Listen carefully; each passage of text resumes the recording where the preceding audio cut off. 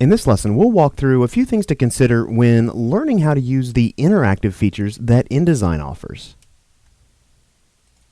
Alright, so I've got the InDesign interface open here. We're going to start with an empty interface. So let's talk about the options for outputting our files from InDesign. Maybe you're a print designer and this is your first time to work on an interactive document.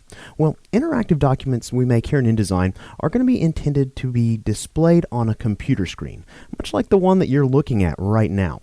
So how does InDesign tell whether a document is intended to go to a printer or to be displayed on a monitor?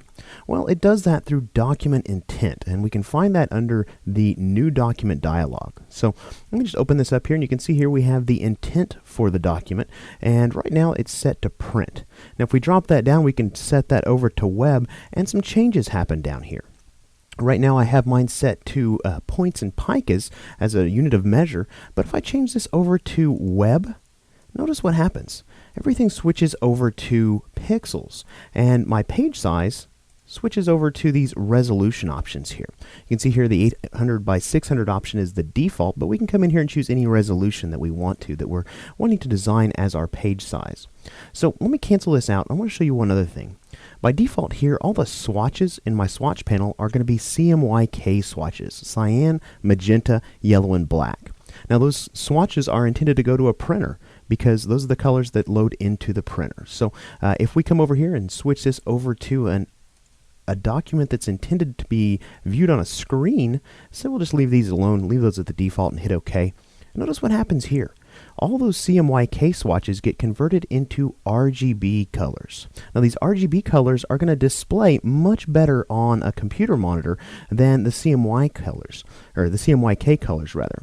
So that's one of the things that happens when we change our document intent. Now, one last thing to look at here in terms of document intent is the transparency blend space. And it's right here under the Edit menu. Now you can see here that mine is set to Document RGB. And that was set that way because I changed the intent to web rather than print. If I had chosen print, it would set it to CMYK. Now, this is just basically telling InDesign how to handle transparent objects if we're including those in our design. We're not going to go much more into transparency blend space right now. Let's go ahead and click away from that here.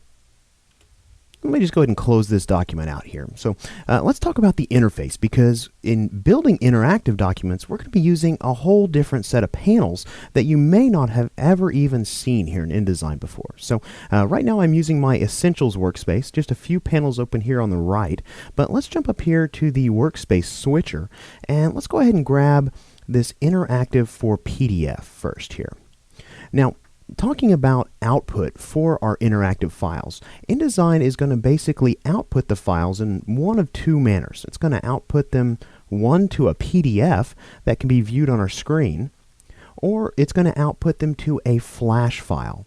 Now that flash file can be an SWF or a SWIFT file, something that is just intended to be viewed, or it can also output as an FLA file, which can be taken into Flash Professional and modified. So let's go ahead and explore some of these panels over here on the right in the interactive for PDF.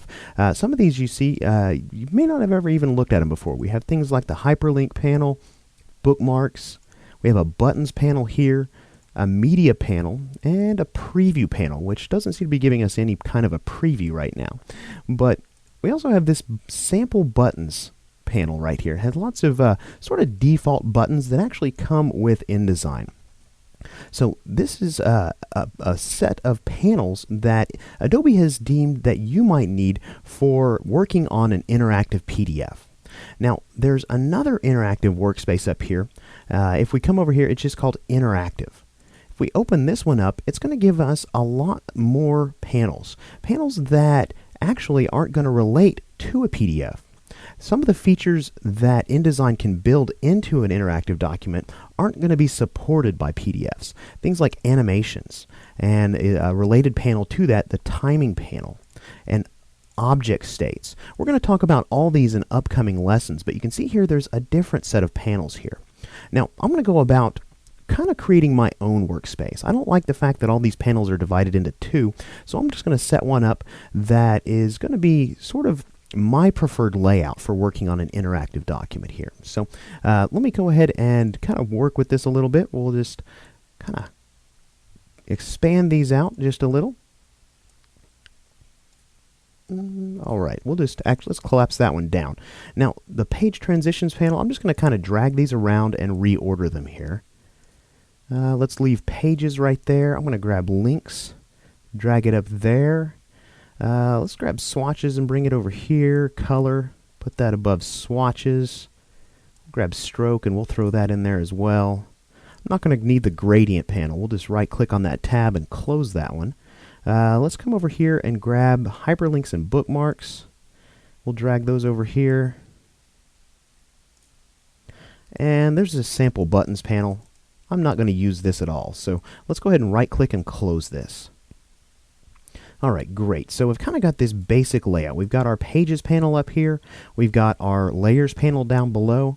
We've got our links panel nested in the same group behind the pages panel. And then I've got some panels over here.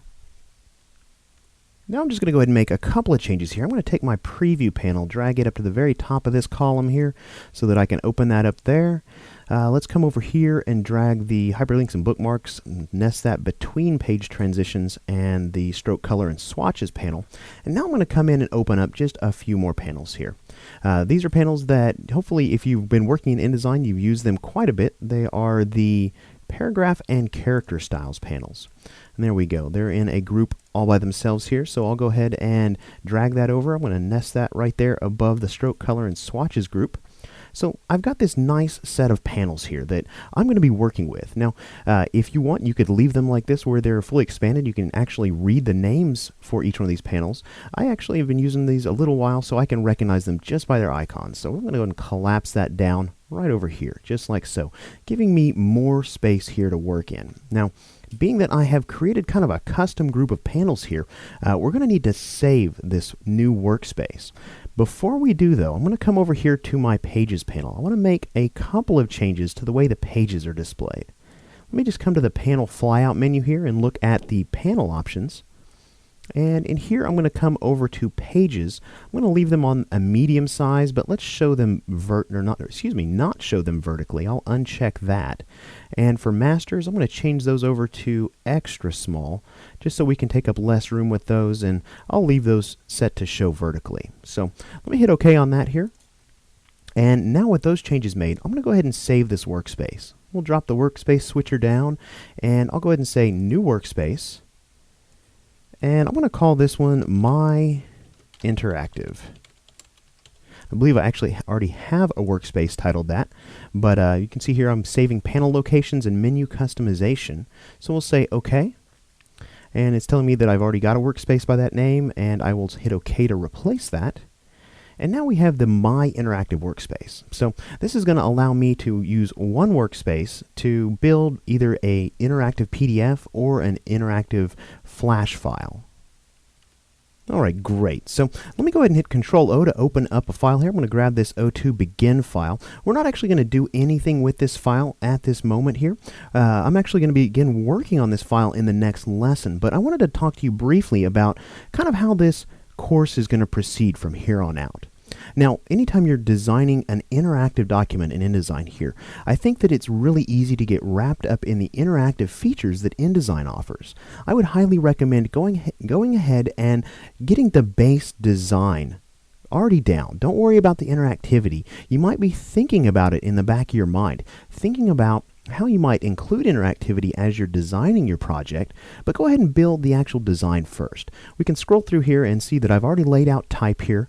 I've already placed in images. I've got some graphics created. I've got most of the grunt work of creating this layout done. And really all that's left is to build the interactivity into it. So hopefully you've gone through several of our InDesign courses, maybe our Introduction to InDesign CS5 course, and you've gotten up to speed with things like frames and objects and styles, because this document actually includes all of those things. Now I want to take just a moment to talk to you about the fonts that are included in this particular file. Now I've used several fonts here, but I can't give those out in the project files to you because of licensing restrictions. So what I've included instead is a text file in your project files folder that you can look in, and you can actually find links so that you can go out and download each and every one of the fonts that I've used. I've used nothing but free fonts here, so go ahead and check your project files for that and grab those fonts if you want to be able to open this file here and work with it. Alright, great. So with that said, let's go ahead and move on to the next lesson where we'll get started exploring the interactive features in InDesign by learning first about bookmarks.